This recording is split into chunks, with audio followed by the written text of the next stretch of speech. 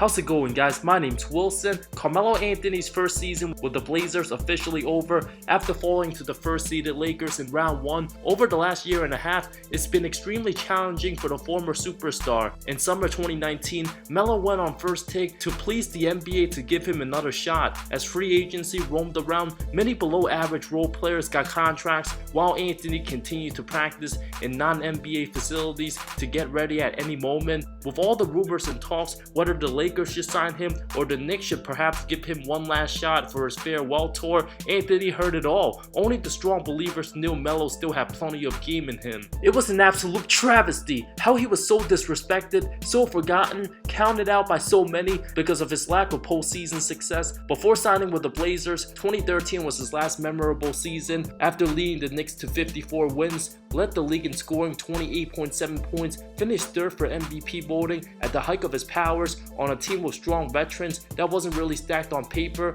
followed by 4 consecutive non-playoff years. Unlike many stars who wouldn't even touch the Knicks in free agency, Melo actually wanted to be in New York and stayed. Could have went to Chicago or a better team in summer 2014 after electing to stay on a terrible franchise with no good players around him. The Phil Jackson disaster, getting surgery after the 2015 All-Star break, another wasted season, went on to draft Kristaps Porzingis. The 31-year-old veteran still a force offensively but declined in athleticism and defense. The Knicks franchise continued to be a dumpster fire. A poor 31 wins in 2017, Melo averaged 22.5 points, 6 and 3. With no direction, Anthony demanded a trade, signed with the Thunder, where he started at the power forward spot. Joining forces with Russell Westbrook and Paul George had his moments at times, declined heavily. First time he was never a first option, averaged just 16.2 points on 40% shooting, always being compared to LeBron from coming in the same class, fighting expectations. Realistically, nobody's like LeBron. Melo then declined, got way slower, combined with the lack of adjustments made by Billy Donovan.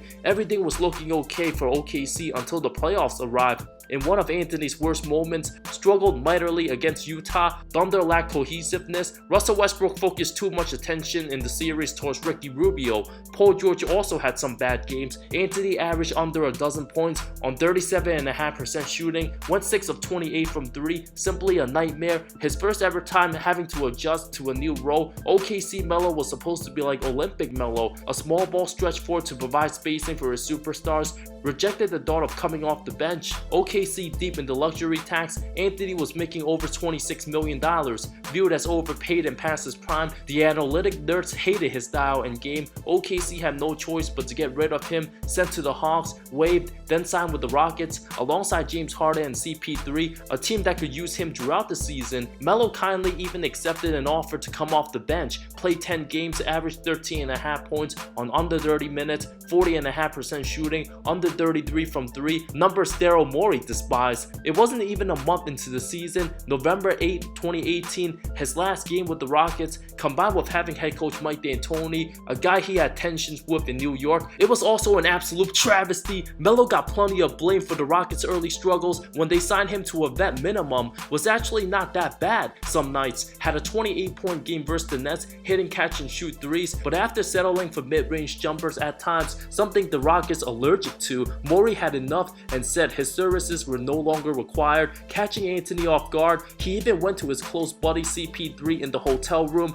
to ask if he knew about him getting cut, and Paul said he honestly wasn't aware. At the time, Rockets defensive coach Jeff Bzdelik no longer with the team, the entire defense lacked off. Rumor reports the reason why Bzdelik retired was because Melo was on the team. The two had tensions with the Nuggets back in Melo's second season. Bzdelik blamed Anthony for his lack of defense and benched him. Coach got dumped afterwards. It wasn't until after Melo got done in Houston. Bzdelik joined the team on November 5th, leading to many speculations if that's the reason why the Rockets had to get rid of Melo. Despite taking 6.5 threes with the Rockets, being a locker room guy players love and deeply respect, some really thought Melo would never play another NBA game again after 2018, out the league for essentially an entire year. Former player Royce White expressed his frustration, saying Anthony's being blackballed by the league league as soon as the Lakers signed Jared Dudley. Jared Dudley! Portland eventually signed Melo's backup Mario Hezonja way before Melo, still more talented than most players in the league. After the Blazers got off to a 5-9 start with injuries, they finally pulled the trigger, giving the 35-year-old a shot, and Anthony gladly accepted his role, fitting in with Dame Lillard and CJ McCollum.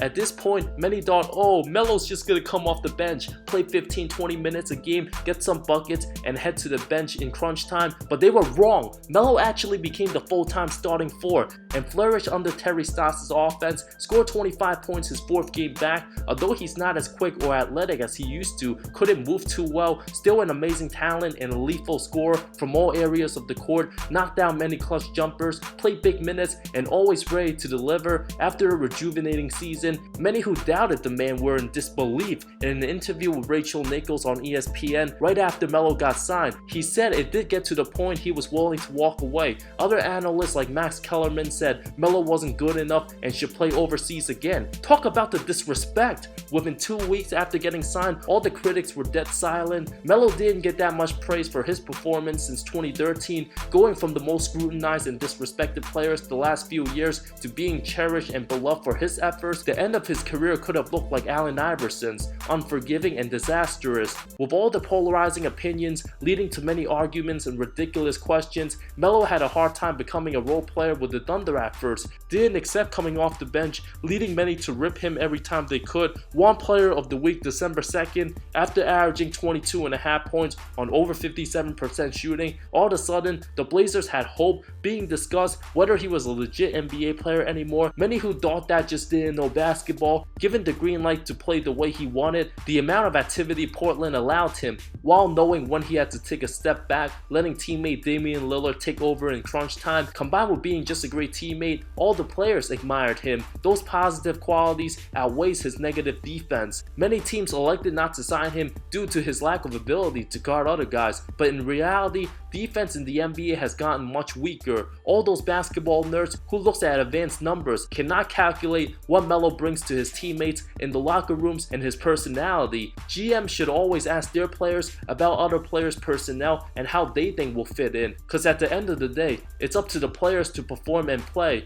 Melo played 58 regular season games for the Blazers, slimmed down after the quarantine, averaged 15.5 points, 6.3 rebounds, most boards he's averaged since 2016 with the Knicks, 33 minutes a game on 43% shooting, almost 39% from three, second highest of his career, helped Portland go 6-2 in the bubble to get the final playoff spot, averaged 16.5 points, 7 boards, knocked down many clutch threes, did everything the team asked him to do. For a vet minimum bargain, he's actually severely underpaid. What Melo brought to the team, he should have been making over $15 million a year. Many guys making $20+ million in today's NBA don't even come close to Melo's production in 2020. From being vanished from the league to giving us flashbacks and memories many were so used to seeing during his Nuggets and Knicks days, the future Hall of Famer proved he's still got plenty of game left. Despite his age of 36, his abilities to get buckets will always be in his DNA. Before his return, some didn't think he's worthy of being a Hall of Famer. When posted on social media, teammate Dame Lillard said he's absolutely a Hall of Famer, a great teammate, we believe in him, and we know he would make a difference for our team, and he's done all that. With everything Melo's been through, sets a great example for many aging players towards the end of their careers who were once on top of the world, hit rock bottom, to always stay ready, stay prepared when the opportunity presents itself. Gotta give him props for sticking true to himself instead of going on social media complaining, give me a chance. Melo actually put in the work and worked on his game day in and day out. At the end of the day, it just comes down to putting in the work, gaining respect from not only his peers but also the ones who counted him out. Many teenagers in 2020 haven't seen Melo play during his best years and only had the perception that he's a selfish player, not a winner, all those negative things the media says about him. But now they know who he truly is. Who knows how much longer Carmelo Anthony will be in the NBA and where he will be in 2021 and even 2022. Going from hated 1 minute to love, not only has his season with the Blazers enhanced his reputation, but also the way how he will be remembered and that he'll be able to finish his career the right way. Where do you guys see Carmelo Anthony playing after 2020? Did you expect Melo to have this type of production with the Blazers? Were you one of the ones wrong about him? Just admit it. Let me know in the comments below. Thank you so much for watching this video. Subscribe for more content, more good stuff coming soon. I love all of you. See you next time.